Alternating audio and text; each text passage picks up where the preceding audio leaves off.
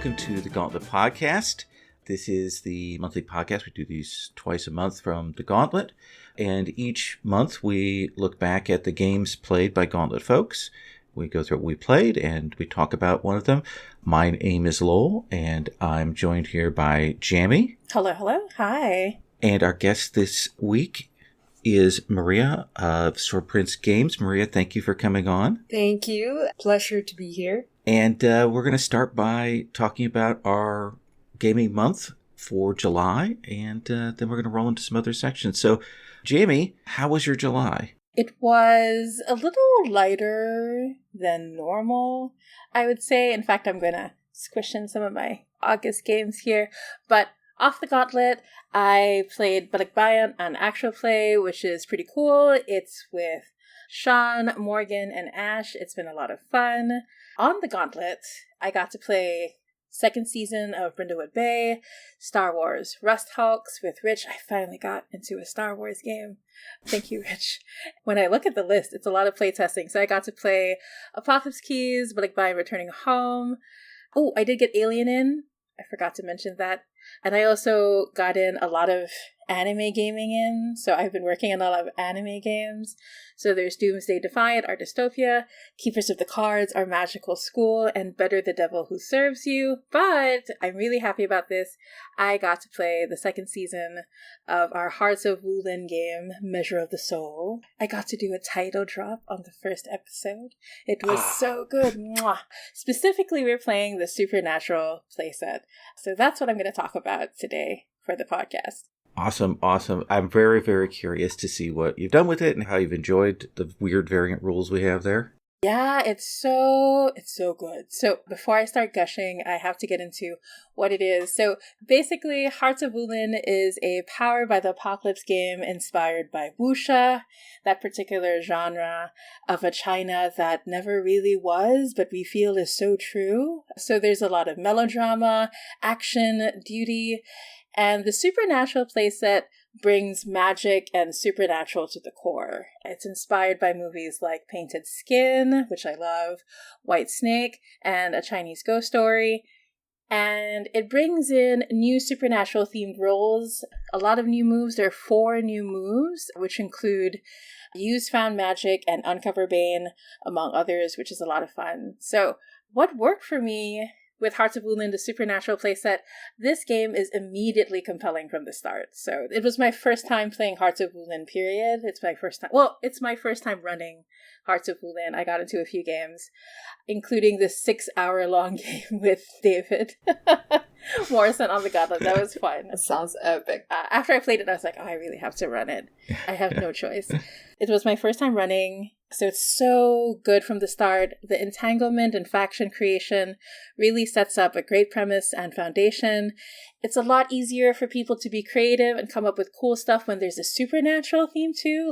It's easier for people to come up with stuff, I noticed, compared to when we were playing Hearts of Wulin and there was a lot of like, I guess, maybe this, but in our game it was like, yeah, I'm part of the Bottled Spirits. It is a support group for people who just died or something similar, you know? So, and the playbooks are great and help create great characters. So we have an exorcist who survived hell, an alchemist general, a cursed ghost, a demon in disguise.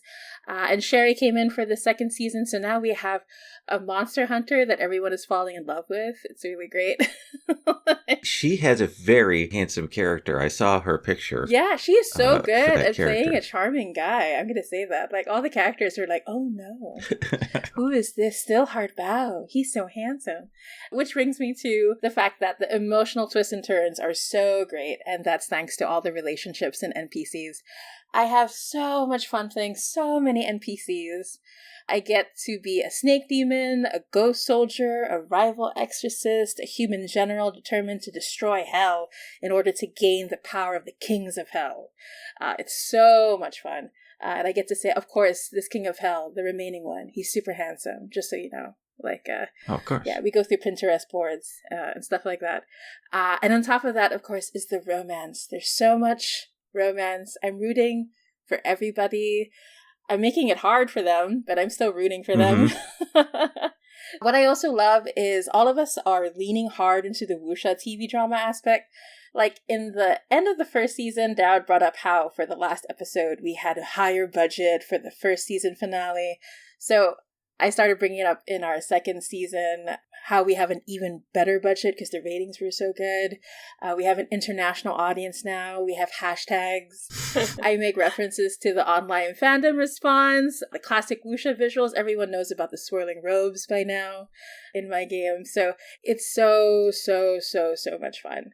And so there's very little I'm not sure about with Hearts of Wulin in general, but what I'm unsure about is I need to bring in more dueling and combat.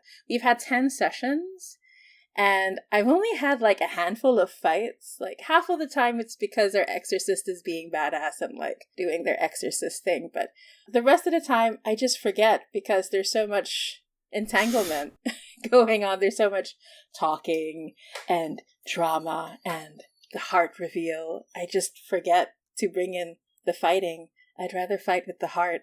But I personally feel like, okay, I need to bring in some fighting because the mechanics are so good. I'll admit that I have to very consciously go, okay, they probably need a fight every couple or 3 sessions. Because I'm more than fine going through and having misunderstandings power everything at the table. So yeah, so I'm going to put a post-it, like, remember to fight with not just the heart. Like, I'm going to put that there starting this week.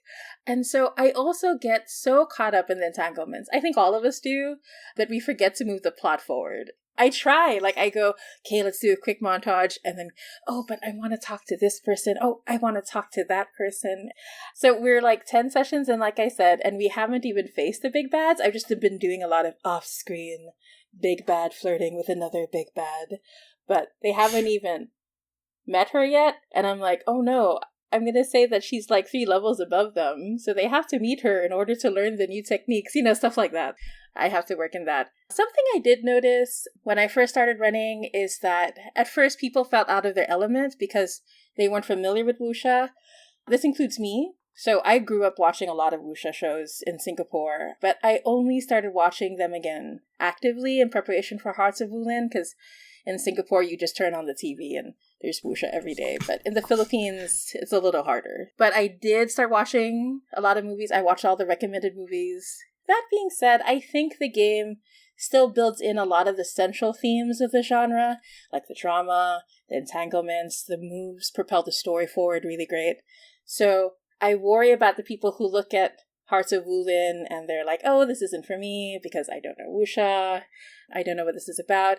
But I'm hoping they give it a chance. So hello, if you're listening to this and this sounds like you, please just play Hearts of Wulin. It's really good. And it's really easy to run. It's really easy to just pick up and run.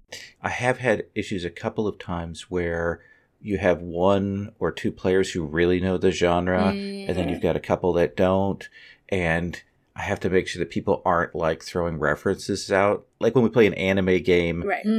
Yeah, if you have a couple people that don't know the anime that's getting referenced. Yeah, actually, that's a good point. I remember Sean Nittner brought it up when we were playing PbtA, because I usually do bring up references, but that time I wasn't doing it consciously. I just described what it looked like while I was thinking of the references in my head. And Sean said he appreciated that, and I realized, oh, that's a good way of doing it, right? Like, instead of trying to figure out if you all have the same references, So I just describe a lot of swirling robes and jumping from roof to roof and the close-ups from every possible angle to really bring it home. But yeah, that's a really good point. My takeaways is that this is one of my top PbtA games. It's actually one of my top games, period. That spot has been unjostled for so long. So, like it used to just be Masks, Bluebeard's Bride, and the third spot used to move, but then the third spot just fell away. But now it's like Hearts of Wulin is up there, so those 3 won't move, I think. Because I really, really prefer games that just run themselves and work with my GM style. So my GM style is building on what players bring into the lore, which Hearts of Wulin encourages. And I like intuitive play. I don't like to plan my games at all. And what I like about Hearts of Wulin is you cannot plan what's going to happen. Like, those misses are so good. So so delicious. There's no point in planning. And the mechanics push the story forward in really interesting ways, so it's easy for me to just go along with what the move suggests. And I just really love NPCs, and in Hearts of Wulin we have like several like NPCs just to bring in every so often. My second point is I also just love supernatural anything, and would love more than just, because usually it's just urban fantasy, right? When we think supernatural stuff. And I think I love urban fantasy, but I think there's more. So I love that Hearts of Wulin is bringing that to the table. And I'm also looking forward to all the other playsets like Academy of the Blade. It's so good. And the steampunk one, I got to see that. It's really good. So it's fun being a backer because I look forward to every email. No pressure, Lowell. Just Oh yeah, just no pressure at all there. Just saying. I just check my email every day for a new update, but no pressure. My last point is I can run this campaign forever. Like, there's some games I'm like, okay, I feel good, 4, 6, maybe we can come back for another season. But this one, I don't know. All my players feel that way. We're like, oh, we could just like play this forever. I might try to bribe them to come back for a third season. I don't know. But each season is like 8 sessions long. That's how much we love Hearts of Wulin. So it's so good. I love it so much. So thank you so much for making this game. It's really fantastic. I'm so happy with it. Such a blessing. Maria, questions, comments? Actually, when at the Jammy was describing the whole, Daryl was bringing up the TV drama aspect of the fans like reacting. It kind of reminds me of isekai genres where like the characters are in like an MMORPG and then they have like modern day equivalents that reference or mirror their wuxia version. And it's like a really popular for Untamed, at least, which is the wuxia drama I'm obsessed with. In fanfics, there's like a parallelism in terms of like modern AU and then the wuxia AU. So I'd have so much fun having, I don't know if it's like a playbook or a setting where you're like running the fantasy show and there's in real life, no, the characters are real. And it's like a parallel modern AU. I don't know. It's just my thing. I mean, I can just imagine it. Oh, yeah. I can see Lowell's face just thinking of ideas. That's really interesting. That's I think you could put that playset together. You just need to, because like with what I love about Hearts of Wulin, I have to point this out, because there are several games that have playsets. But what I like about Hearts of Wulin is it's generally the same playbooks, but because you have different roles per playbook, it's so flexible. So to reflect the new playset, you just put in a role, and then you just put in a few moves, you tweak some of the moves that are already there, put in some new ones. So it's relatively easy to come up with a new playset versus other games where it's a little fiddly, or I feel like the playset doesn't bring enough. So that's what I like about Hearts of Wulin. So with this one, I feel like it could be fairly easy. So, Maria, tell us, if you will, about your July in gaming. Oh my gosh. Okay. So, some of the games I played off of Gauntlet is the Wanderhome playtest, and then the Passiones run by PbtA, and then on the Gauntlet, I played Doomsday Defiant, Get Ready to Rock by Stentors, Come in Villainy with Rai, Beyond the Wall with Robbie, and I got to playtest some of my games here, like Waiting Room, and Endless Tales of Endless Beings, and a bunch of Archangel dating simulator runs, which was also really cool. Oh, true story. My first Gauntlet game ever was Archangel Dating Simulator. That's what I first ran on the Gauntlet. So my heart. There's a playbook there who's Azrael, who I can't quit. It's like, I know I need to playtest the other playbooks, but I just love that so much. So I keep playing him. It's like, oh, I can't quit you. But yeah, it's fine. Lara played like Gabriel, so we quit Azrael for like a day. It's fine. In terms of like a game that I wanted to talk about was, I think, Waiting Room, because my background is I do theater and dance pre-pandemic, so when I see RPGs and a lot of indie RPGs, I'm like, these are devising workshops. Like, directors would benefit from just reading these things and documenting it. I feel like there's so much untapped potential between them talking with the LARP scene or the RPG scene. And that's also why I like a lot of story games, because they feel like a script, but it's not done. And then you get to finish it. So like Archangel Dating Simulator has a lot of staying in meta or staying as author rather than RPing. Mm-hmm. But I am learning to also love RPing, so it's also like, oh no, it's almost like which playstyle do you want to dive in or design for? Waiting Room is like based on one of my favorite plays, which is a one-act play about 4 to 5 souls like waiting in purgatory, and they're just making their argument about going to heaven or resurrecting or whatever. And I really love it as a story format because the characters are all narrators. They're all storytellers at the same time. And it's all in vignettes and going backward in terms of who they are. And they're just fighting with each other in this waiting room. It's very, I don't know, I just really, really love the premise. And getting to play that with Stentor and, oh gosh, one of the names fell out of my brain. Leandro? There you go. Yeah, it was Leandro. Yeah. Leandro is a good, safe bet. Leandro's in almost every game. Hi, Leandro. Yeah. So it was Stentor and Was Leandro a disaster girl? Yes, she was very sad. Wanted to go back to like a pet plant and, was stuck in the freezer. An entire game about being a ghost. Yeah. So Leandro. So yeah. It was, and they were the one who was sent into heaven. They won the game in a sense because like both of our characters like sacrificed our shot at heaven for his character. It was really cool.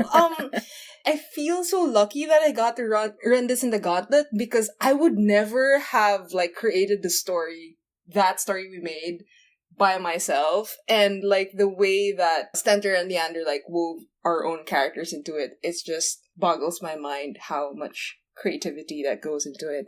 What worked for me is that I feel like I have a bias to a liminal grocery store, even though I have different settings for the game.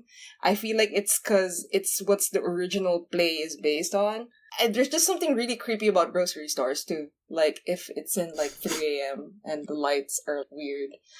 I feel like I need to do more. It's almost like it needs cleanup in terms of how specific a story game is versus how open sandboxy can it be. Mm-hmm. Because I feel like I have like strong intentions. For example, the waiting, I really want the PCs to sit down and be in a line. Because I ran this one time outside of the Gauntlet and we didn't end up in that physical position for the PCs. And I was like, there's something wrong. Blocking wise in my head, I was like, oh no, it's not hitting the beats. I don't know if I'm too attached to how the story should feel or versus how it could be. So that's what I'm less sure about. Yeah, and I think in general, when it comes to designing a game or GMing a game, it is impossible to predict what the players are going to do. They're always going to do something that you can't conceive of. I can remember so many times that happened. It's a good question, like how much structure do you want to provide? How much of a space while still allowing for a lot of that creativity? Yeah, I definitely want to figure in more flashbacks and how to trigger memories and just to give a better structure for people to tell and argue and weave their relationships. Because it was I just basically gave the premise of the play but didn't do too much in terms of like making it feel more of a TTRPG specifically. I feel like it was working more because I knew the premise and I was the GM rather than the game performing itself. Mm-hmm. I feel like I'm just super attached to the game. And I feel like I could revisit it in a sense that I think there's a specific fantasy in TTRPG that's very high fantasy, but I really like mundane fantasy. Like, oh, the cat is talking. Or, oh, there's a memory in this milk bottle. And it's not, oh, there's a fantasy race. The scale of the magic or the magical realism in a sense that it feels normal. I've enjoyed a lot of the games that I've played where the lore was thick and heavy. Even the players were really good in terms of like painting what happened to like these civilizations. But I also really like the small, like, okay, this grocery store is specifically haunted. How? And it's not huge. The scale is just smaller. So I think I just need to meditate in terms of like just to knock that down. It was such a moment for me on the Gauntlet when I saw like how the characters came together. So, you mentioned blocking, and I've never, until you said that, it never occurred to me to really think about the scenes in terms of the blocking of one character sort of toward another. That's really interesting.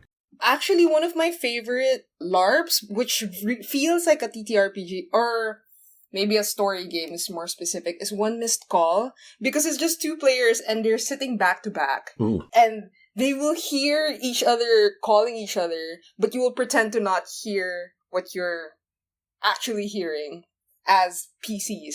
Does that make sense? Yeah. It's like, because you're miscommunicating to each other, and it's like you're RPing a breakup. And it's so cool because I was like, this isn't gonna work if you're not back to back. Like, there's something about talking to someone, but they're not in your face, that just feels so somatic or body-based. Mm-hmm. Because I'm also a dancer, I just really like imagining the position of the body in space. It's something I hadn't thought about that I really now that you've said that, I really want to start thinking about it. Mm-hmm. Like being more conscious of where the characters are in a scene. I think also it's up to us what constitutes a TTRPG and what doesn't. I'm sure people on Twitter will not agree. But that being said, if you want to make one that's more physical, right? I've seen a lot of games that blur that. For example, Alice is Missing is a TTRPG, but it's all told through text, right? So you message each other. You don't talk to each other the whole time, but it's still considered a TTRPG. I think the only thing that's really important is that you are role-playing, right? There is like there is a character involved or there's a story involved, but all of that just like up to us, as long as people know what they're getting into, as long as the structure supports it. I think that's the only thing that matters. So if you want to make things more physical, like Garrett is doing a lot of live action online Laug. live action online role-playing game. Yes. But yes, when I see the acronym, I think Laug. Yeah. And he did one recently where people were upside down bats. Like they were playing on Zoom. I watched it and they just flipped their cameras upside down and they pretended they were all bats. Right? So, This is blowing my mind. Yeah. You should see That's the link. so It's on the Slack, so you can check it out. OMG. Yeah, They did a game at GCOG where they set it up, because you can do this in Zoom, is you can set up different rooms. Right. Yes, And so they had like a central room and they had people move back and forth Cool. between the meetings as rooms, which is a really interesting way to create a physical space there. Yeah. I want to try something like that. That sounds so cool. Yeah, because the premise of the waiting room was like there was this St. Peter / Anubis character, and he's like a position of authority, and the difference of like him having a huge desk and like a special office, and that the door to heaven is right behind him, is so different from him being a tiny child in a Japanese cash register, and it's like lower table. Like, it just feels so different just from a few choices. Like, narratively, they function the same, but because of like your setting, your setup, it just feels different. That feels like a description of OSR, if I'm going to be honest. So, Yeah.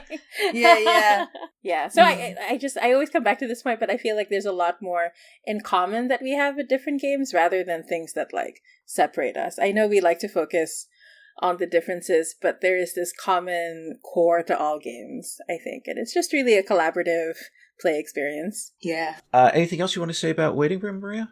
No, I'm good. Yeah. Is this available on your itch page, or is this still in progress? Yes, it's on itch. There are 6 settings to Waiting Room. Ooh. And it is to be expanded because I'm too obsessed with Purgatory and bickering ghost souls. So yeah. Awesome. Nice. So my July, off Gauntlet, I played 13th Age, Monster of the Week, Hearts of Wulin, and Star Trek Adventures Express that we've been playing. Yeah, I've heard so much about it. It's been fun. I've come to really love Star Trek of late. But then on the Gauntlet, I played Ready to Rock. I played that with Maria. Yeah. And I ran Brindlewood Bay for the first time. Yeah. And it was everything that I was promised. It's so good. And then the other game was I had found a free PbtA hack called Mage the Ascension powered by the dark. And that's what I want to talk about. So Mage the Ascension, for those of you who don't know, is one of the old World of Darkness settings from the 1990s. It's my favorite one, but it's also the one I never got a chance to run. It's about people in a modern world who have magic, and magic is about kind of reality hacking, and it's about battle over the paradigms and who gets to say what reality is like. And there's a battle between the mages, who all have different paradigms, and the technocracy that sort of controls things. The particular hack that I played was written by Holden Shearer, and they had made this available for free on their Patreon. They've got this adaptation and a version for Mage Sorcerer's Crusade, which is set in sort of the Renaissance times with the same kind of premise. Ooh. It's a big hack. Holden did a lot of work on it. It's really well done, and I think it's like 50, 60 pages. That's just off the top of my head, I'm guessing. It is a hack that absolutely requires knowledge of the Mage setting to play. Like, you need to go and read the Mage core book and know those things, because it's just giving the mechanics for the things, not a lot of the setup. So I had to go back and reread all that to get to play. So I did several sessions of this. We had our mages, and they had to go to a place, and they found a school that had been lost, and they met a bunch of NPCs, and then they went to another place and met a whole bunch of other NPCs. And in the end, I thought we were going to have a big battle between the two forces, and Patrick was like, let's see if we can like have people talk to each other. And they did. And they got the two sides to not fight and instead join up together. Awesome. So it was a kind of twist in the last session that I was very happy about. So the hack itself has all of the traditions, all of the crafts, all of the technocratic orders as character options. Interestingly, it doesn't make those the playbooks. There aren't really playbooks with unique moves, and maybe there's a missed opportunity, but it does make things a little bit easier. Instead, each sort of playbook for the different orders, you define what your paradigm is, how you see the world, and then you define the set of tools that you use. Like, do you use wands? Do you use crossroads? Do you use tarot cards? You know, all of those things are the tools, and that really defines the difference. Where we actually have moves is that there's a magic system that's broken into these different spheres, like time and entropy and so on. That's classic Mage. And there's a hierarchy of moves for each of those spheres. So like time, there are a couple of moves that you can take right at the start, and you have to have taken at least two of those to be able to take the next level of move. So that's kind of neat. There's also some base moves. There are 4 stats, and there are 3 moves for each of those. They're kind of text heavy, but they're actually, once you've played them a little bit, you can kind of see, okay, this is what this stat really means, and this is what's going on with it.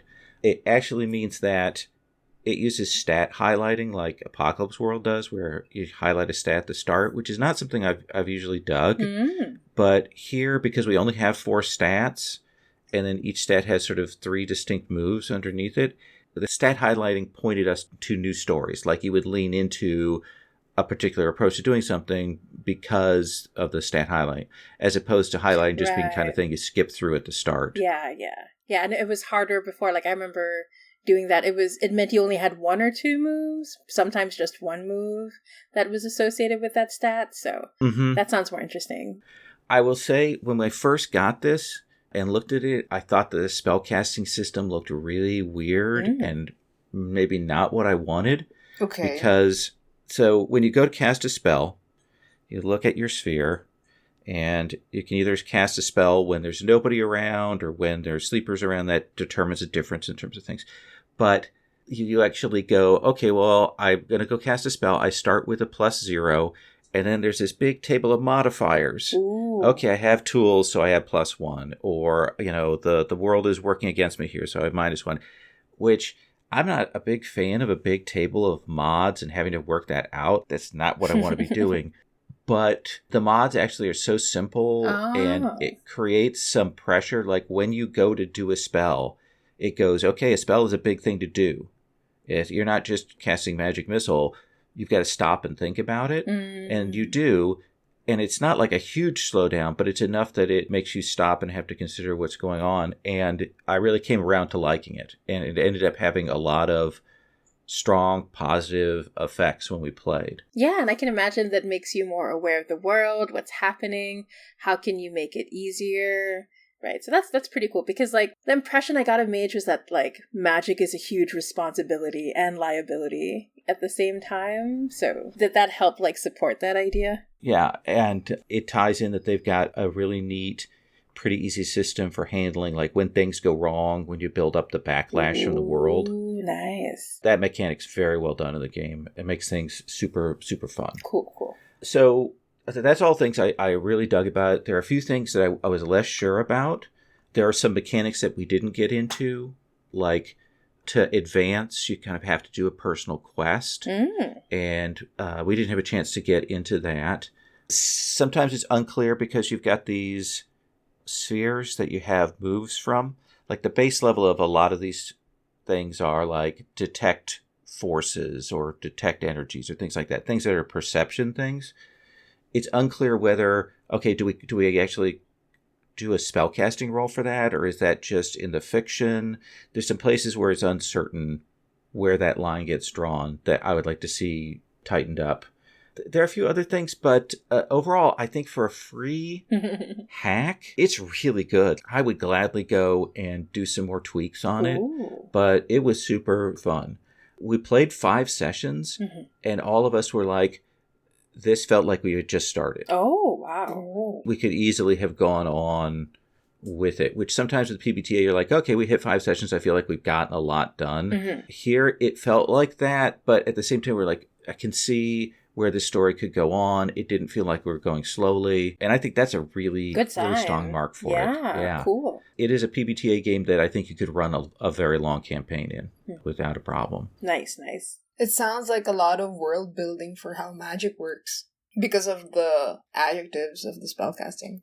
Yeah, and so the other thing which I always love is the tension in this is, so you've got the character believes that magic is all about dreams, or this character believes it's all about sacred architecture or things like that. And the game does a good job of leaving it open such that you can have those battles and debate about what magic is between the different characters. Very cool. So that's all I have to say about that. Anything anybody else wants to throw in before we move on to the next segment? So between Changeling the Lost and Mage Awakening, like what's another classic world or game that you would like to see be brought into PbtA? Because you do a lot of hacks. Yeah. I would like to see Cyber Generation. Ooh. Do you know that one? No. So back in the 90s, they did the Cyberpunk 2020 RPG, the one that they're redoing now. But then they did this game that was kind of a response to the darkness of cyberpunk and to the sort of hopelessness. And Cyber Generation is about teens in a cyberpunk world who aren't hopeless, who are trying to make a difference, but they've all gotten these nano powers. Ooh. And they all run in these different Akira-style go gangs and stuff, and they all have different themes, and then they all have different powers that go with them. I would like to see that somebody go through and do an easier hack, because it's still like an old 1990s system, so it's a lot of numbers. That sounds super cool, though. Wow. Yeah. It is pretty cool. Listeners, let's move on to our second segment.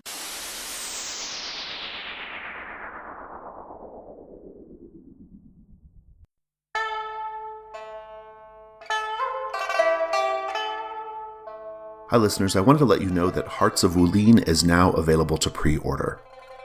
Hearts of Wulin is a tabletop role-playing game of wuxia melodrama, powered by the apocalypse.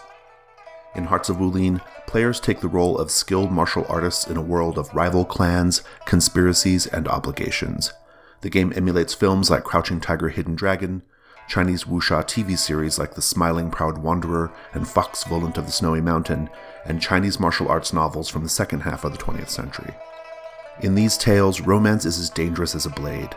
Everyone has ties to factions, loves they can't quite express, and secrets which will shake them to their core. As in the source material, stories in Hearts of Wulin are driven by the characters' duties, romantic desires, and entanglements with other characters. You can pre-order the hardcover edition of Hearts of Wulin by following the link in the show notes. And as always, thanks so much for your support.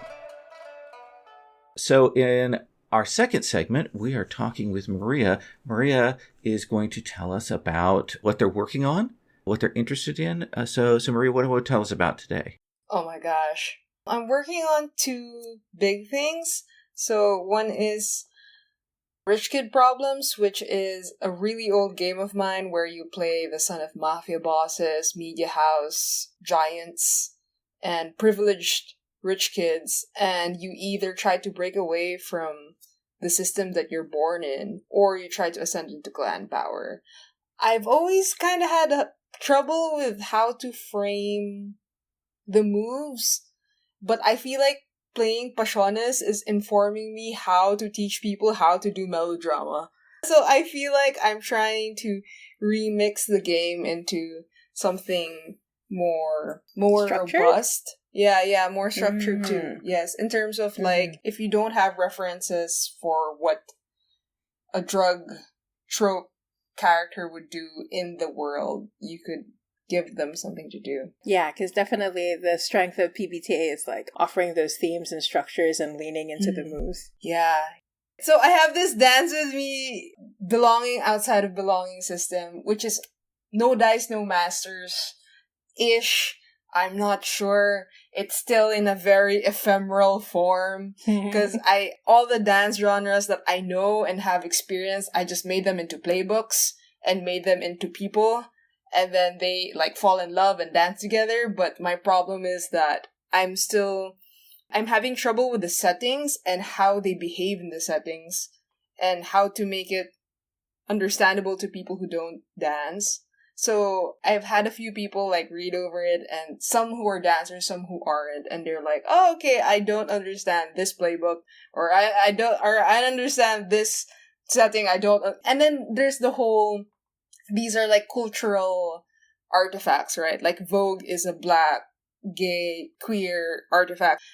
And what's weird is I'm my own sensitivity reader because I'm like, I have Vogue friends, so I'm like, so there's this whole like complicated backflip in terms of like, how do I get to the core or the heart of how that style or culture was born, and how do I make it into a game that's not offensive but actually really communicates what the love is in that kind of movement or in that kind of expression. So I really love the Vogue playbook because Vogue in real life has people renaming themselves as their family. So they have a strong like family archetype, found family archetype. So the Vogue playbook will lean into finding your own family. So I was like, okay, that seems... I'm like, okay, this one's good. I need to make the other ones work. So it's like, those are the two things I'm working on. So with the dance game, are you imagining that it just happens that they're dancers in a setting, or is it going on in like an audition setting or in a dance club? How are you imagining that? Yeah, it's more of slice of life. They could be anywhere. They just happen to be dancers. So it's more of step up, footloose kind of thing where dance is important and thematic, but it's not the only thing that they do. Do they break into dance numbers? Exactly! I am working on that. Okay. I'm working on that, and the playlists too. It's like, I feel like the fabulous ones, like the jazz dancers, would definitely break into song. But I feel like the break dancers and the hip-hop people they will throw fights. Like, they have more mini games that will be like, okay, thumb wrestling. You need to win. and so, I don't know, yeah. I remember a few people have been working on Belonging Inside Belonging games where usually it's just a player who keeps the tokens, but some people have been experimenting with, okay, there are a set of tokens that go somewhere else. It would be cool if like, you put the token here and once you reach a certain amount, dance number, right? Or montage. Oh my gosh! Oh my gosh! to show that like build up in a movie, right? Yeah, because you don't always break into a full-on group dance. It has to be earned. Exactly. Exactly. Oh my gosh. I love that idea. It's still churning in the back of my head. Yeah. So let me go back also to Rich Kid Problems. Are the players all like a peer group of kids who are all children of different crime lords? And how is that structured? So basically, you know how like the upper 1% all know each other because they're all important Mm-hmm. and they're all like related or like supposedly to get to marry each other or in the same classes. So you basically zero in a country or a location's group of young 20s or teenager versions of that. They're deciding who they are. And then there's always this premise of you always want something money can't buy, something that your privilege can't give you. So you have like two trackers of ascending into your own power or ascending into clan power. And then they're always on like opposite spectrums. So it's like I'm trying to illustrate how the privileged are born into a lot of power, but a lot of it is also like tainted in bad blood and it's complicated, and then to break it is also like complicated. So I wanted to show how like that internal tension for them, not to humanize them, but more of like I wanted revolutionaries who were like in the system too. Do the players make that choice about what track they go down, or is that a little bit out of their control? They get to choose. Okay. They get to choose if they want to be evil or not. But yes. Yeah, and I remember in an early playtest, there was a moment where I was in a restaurant and I'm like, the manager is giving me a hard time, and I was like, I'm going to write a check and I'm buying this restaurant. And you're fired. Like, it was a really, like, a cathartic experience beyond my ken, you know? Yeah, I just want to write, like, all of these lists of, okay, you get to buy Versace and then Gucci, and then you hire everything that you want in terms of photographer. Like, some radical wish fulfillment page of, like, really glamorous privileged kids shit. Power moves like that. That would be, like, a normal thing for, like, around. Very cool. So these are still in development, though, right? Or do you have early versions? Rich Kid Problems has a version, yeah. It's like an alpha beta version, but I feel like I'm gonna... What's the C? A Charlie version? I feel like I'll get to a third version by September, because I really feel like the melodrama of Passiones is exactly what...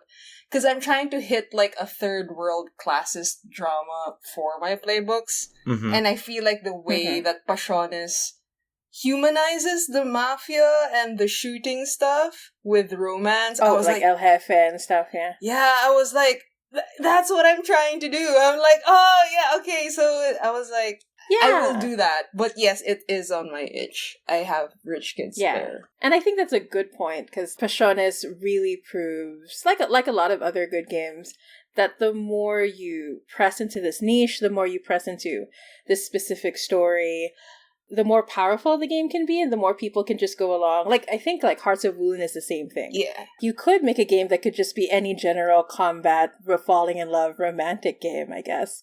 But if a game really pushes into specific territory, there's a lot of power in that too. There's a lot of fun in that too. Because I started playing Thirsty Sword Lesbians recently, and it's such an open game. But what it's specific about is what you're a lesbian about, like your hearts, how you deal with love. That's the specificity in the game, which is really interesting. But then the setting, you can do anything with. But Rich Kid Problems, like when I see the game, the juxtaposition of a developing / third world country, but being the 1% in that country is super, super interesting. Like, I think that's a lot of fun. I like it. So we're going to put a link to your itch page on this. Is there any other way that people can help out or support you in this? Yeah, so I have a Patreon where I post some game development notes, and I have a lot of my older games there, and you could see the iterations of my children. Namely, right now, Rich Kid Problems and Dance With Me. Awesome. It's great that we're able to have these Patrons where we can see the process of development and get some insight into it. I think that actually helps people who are working on their own games to have some confidence about that. Definitely, yeah. So we're going to move on to our third segment. So, listeners, for our third segment is called Giving Me Life, and each of us will briefly discuss something that is lately inspiring us or giving us joy. So, Jamila, what's giving you life? It is Sailor Moon Crystal. So it I haven't watched it because it has a very bad reputation. We've all seen the pictures of how horrible that initial release was of the web anime for the first 2 seasons, especially the first season. But I started watching it because I've been so sick. So I was like, I need something. And it's really good though. I mean, Okay. they improved the animation. It's a direct manga thing, so there's some things that are a little weird and quirky, but it's fun. Like, Tuxedo Mask actually becomes more powerful through his love for Sailor Moon. I cry at every transformation sequence. When Sailor Jupiter discovered her powers, I bawled my eyes out. I don't know why. It's been giving me so much life. I just hit the 3rd season where the power queers show up when Sailor Neptune and Sailor Uranus show up. So they've just been posing and being really dark, queer, and mysterious. It's very, very good stuff. It's been giving me so much life. Awesome. Maria, what's giving you life right now? Oh my gosh, I feel like I want to mention 2 things. Sure. I'm really obsessed with Untamed. I feel like me and your niece will be perfect. I am in like the 10th page of the fan fiction list. I have analyzed how people have done the chaotic good and the lawful good OTP and saw them in multiple fix-its, and it's just super satisfying to see these boys have a happy ending. Or like a less traumatic version of stuff. It's just, I really love how fandom does this thing where like they repossess and like reimagine these narratives. And it's just so, I don't want to use the word amateur, but there's this vibe of like, it just feels so young in a sense that, I'm writing it this way just because I need it. Not because it's like narratively impressive. It's just, no, they just need to hug each other while sleeping, that's it. And I'm like, oh, yes, that's everything I need, Demi feelings, So I'm like, oh.